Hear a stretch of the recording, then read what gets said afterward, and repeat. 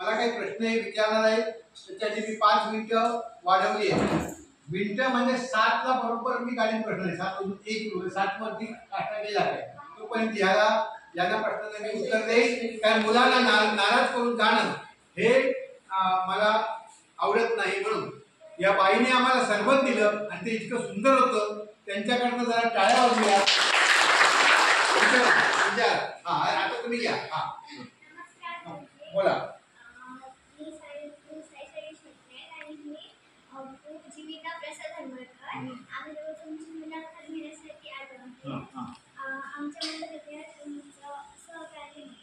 मी नक्की विचार. आमच्या बाई तुमच्या खूप साऱ्या गोष्टी सांगतात आणि आम्हाला त्यांच्या गोष्टी पण खूप आवडतात आणि आम्हाला म्हणजे त्या गोष्टी ऐकून खूप भारी वाटतं आणि तुम्ही इकडे आल्यात म्हणून आम्हाला खूप भारी वाटतं. तर मी आता माझा पहिला प्रश्न विचारते.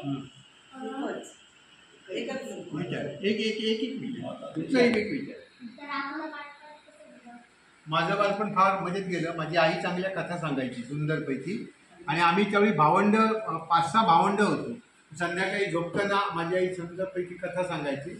नंतर माझ्या बाजूला वाचनालय होतं. वाचायला लागल्यानंतर मी वाचनालयात जायला लागलो आणि आम्हाला सगळे गुरुजी मिळाले. त्यावेळी ते गुरुजी असे होते की सगळं कथेतून सांगायचं आणि गोष्टही कोणाला आवडत नाही त्याची गोष्ट मला आवडायला लागली. आणि त्याच्यानंतर आम्हाला सानिध्य मिळालं. ते साने गुरुजी कथा मारायचं. म्हणजे कांबळे सर आहेत किंवा हे आपले विजय चौकेकर त्यांना आम्हाला प्रकाशभाई मोवाडीकरांसारखी एक पितृतुल्य व्यक्ती मिळाली आणि त्यांनी मुलांसाठी आपला कसा वेळ खर्च करायचा याच्यात त्यांनी सांगितलं. तर कथा मला ती आवड निर्माण झाली. तुझा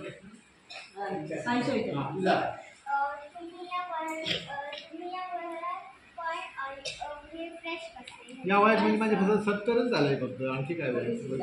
परंतु फ्रेश म्हणजे मुलांबरोबर आपण संपर्कात असलो. लहान मुलांना कथा सांगितली. मी नेहमी यांनी सांगितलं कोणाला एकदा काय झालं असं म्हटलं की सगळे थांबतात. गोष्ट माणसांना फार आवडते. आता तुम्हाला सांगितली त्याच्यात परिकथा होत्या. यांची फेरीटेल होती, परिकथा होत्या, आपलं यांची पौराणिक कथा होती, काही ऐतिहासिक कथा असतात, काही युद्धस्य कथा असतात, युद्धाच्या कथा असतात.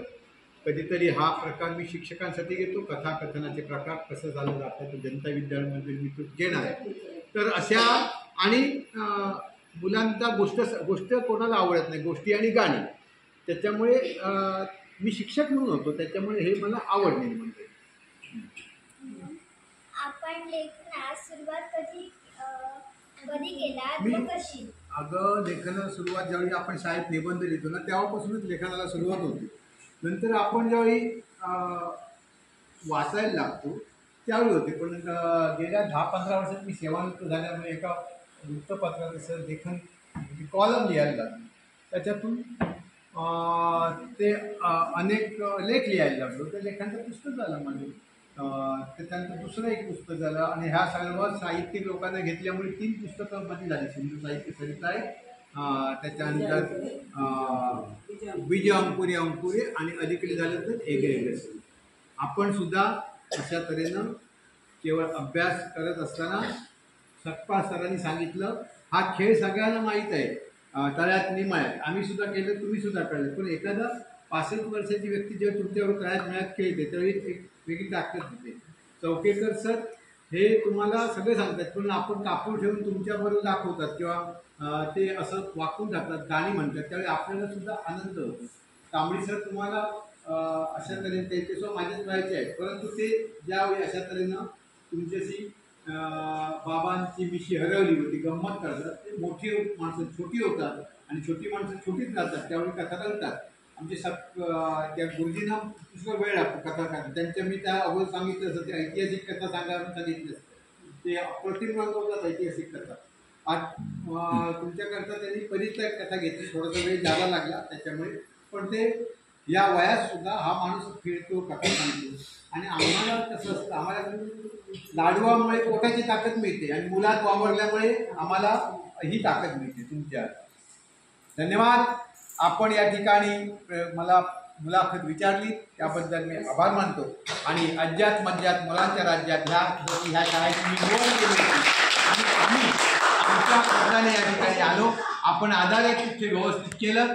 सर्वांचे मी धन्यवाद. आम्ही कुठे अधिकारी नाहीत, सगळे अधिकारी पदावरती माणसं आहेत, पण कुठे अधिकारी नाहीत, इथे गुरुजी म्हणून आलो आहोत. माझ्या वतीनं मी तुमचे आभार मानतो. अगदी तुम्ही सरबत ज्यांनी केलं, नाश्ता ज्यांनी दिला म्हणून आम्ही सांगू शकलो ना, ह्याच्या अगोदर पाळलं. त्या सर्वांचं एका मिनिटात आमचे आभार म्हणून आजचा कार्यक्रम संपले.